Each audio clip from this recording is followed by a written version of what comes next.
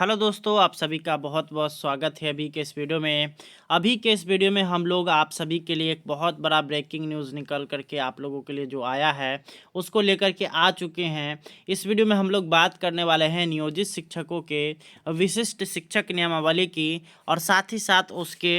राज्यकर्मी के समायोजन की और साथ ही साथ नियोजित शिक्षकों को बीपीएससी शिक्षक के समान यहाँ पे लाया जा रहा है और इसको लेकर के सरकार के द्वारा तैयारी शुरू है और 2 नवंबर से पहले पहले सभी नियोजित शिक्षकों को राज्यकर्मी बनाया जाएगा। जी हाँ दोस्तों, यहाँ पे ये एक कंफर्म न्यूज़ निकल करके आ रहा है। तो चलिए एक एक कर करके हम लोग समझते हैं कि नियोजित शिक्षकों को 2 नवंबर से पहले ही क्यों मिल रहा है और साथ ही साथ बीपीएससी शिक्षक के समान आने पर उनको कौन कौन सी सुविधाएँ मिलने वाली है। तो चलिए हम लोग एक एक कर करके पूरा चीज़ देखने वाले हैं। तो सबसे पहले आप सभी का बहुत बहुत स्वागत है इस वीडियो में और इस वीडियो को अंत तक देखिए। तो यहाँ पे कंफर्म न्यूज़ 2 नवंबर का निकल करके आ रहा है कि 2 नवंबर से पहले पहले नियोजित शिक्षकों को राज्यकर्मी का दर्जा बिहार सरकार को देना पड़ेगा और इसको लेकर के सरकार अभी पूरी तरीके से तैयार है। अभी दुर्गा पूजा की छुट्टी चल रही है जिस कारण से आप सभी का जो है यहाँ पे राज्यकर्मी का दर्जा है वो उसमें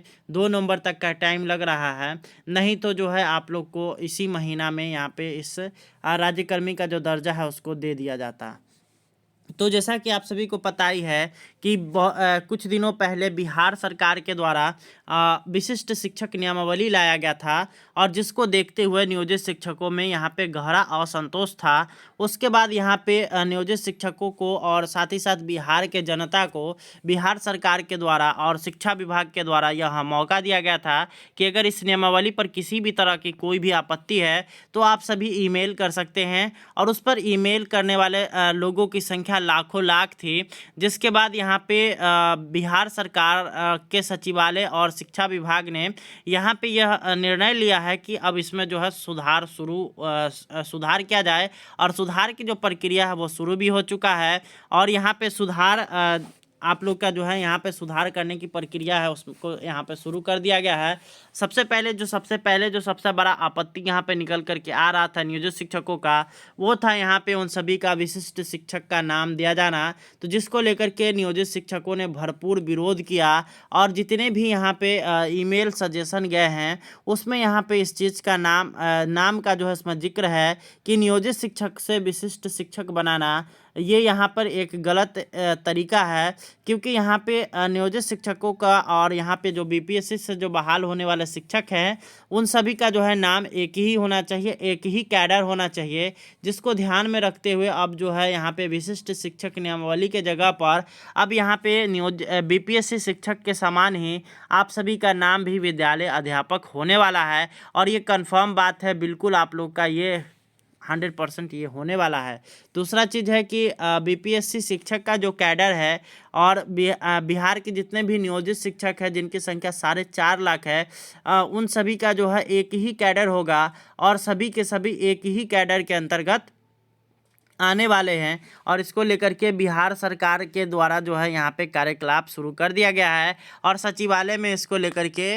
मैंने पहले भी अपडेट बताया था कि सचिवालय में इसको लेकर के काम शुरू है और नियोजित शिक्षकों का जो है यहाँ पे नियमावली में अब यहाँ पे बीपीएससी शिक्षक के समान जिला कैडर होने वाला है। अगला जो चीज़ यहाँ पे सुधार होने वाला है वो बीपीएससी शिक्षक के समान नियोजित शिक्षकों का जो है यहाँ पे स्थानांतरण की बात को यहाँ पे लाया जा रहा है। स्थानांतरण की अगर बात करिएगा तो बीपीएससी वाले शिक्षकों का अगर आप लोगों ने नियमावली पढ़ा होगा तो उसमें ऐच्छिक स्थानांतरण का लाभ है, परंतु अभी जो विशिष्ट शिक्षक नियमावली आया था उसमें यहाँ पे विभागीय ट्रांसफ़र यानी कि विभागीय स्थानांतरण का लाभ दिया गया था जिसको लेकर के नियोजित शिक्षकों में प्रतिक्रिया थी। जिसके बाद यहाँ पे नियोजित शिक्षकों के द्वारा उस पर जो है अपना मंतव्य दिया गया, जिसके बाद अब उसमें भी सुधार होने वाला है और नियोजित शिक्षकों को भी ऐच्छिक स्थानांतरण का लाभ मिलने वाला है। अगला जो चीज़ यहाँ पे निकल करके आ रहा है जो कि नियोजित शिक्षकों का बीपीएससी शिक्षक के समान होगा वो होगा यहाँ पे प्रमोशन की बात। तो 5 साल के बाद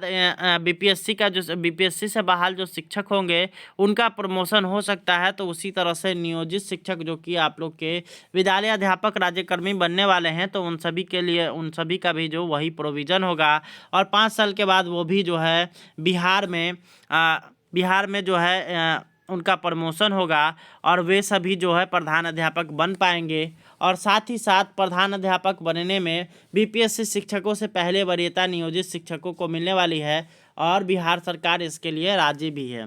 अगला जो चीज़ यहाँ पे निकल कर के आ रहा है वो है यहाँ पे परीक्षा की। तो परीक्षा की अगर बात करिएगा तो 3 बार में जो पास करने की बातें चल रही थी उस पर अब यहाँ पे विराम लग गया है। और अब यहाँ पे जो 3 बार में जो पास करने की बात चल रही थी उसको लेकर के यहाँ पे नियोजित शिक्षकों में घोर प्रतिक्रिया था, क्योंकि जब एक बार आप लोगों ने किसी भी लोग को जो है जॉब पे रख लिया है, 60 साल का परमानेंट आप लोगों ने जॉब दे दिया है, तो फिर उसको जो है यहाँ पे तीन बार पास नहीं करने वाले को उनको जो है हटाने की जो बात है उसको लेकर के नियोजित शिक्षकों में असंतोष था। क्योंकि बहुत सारे ऐसे नियोजित शिक्षक हैं जिनकी उम्र अब रिटायरमेंट की हो गई है, तो वैसे शिक्षकों के लिए यहाँ पे एग्ज़ामिनेशन में बैठ पाना और एग्ज़ामिनेशन में लिख पाना यहाँ पे उनके लिए सही नहीं होगा, जिसको ध्यान में रखते हुए यहाँ पे नियोजित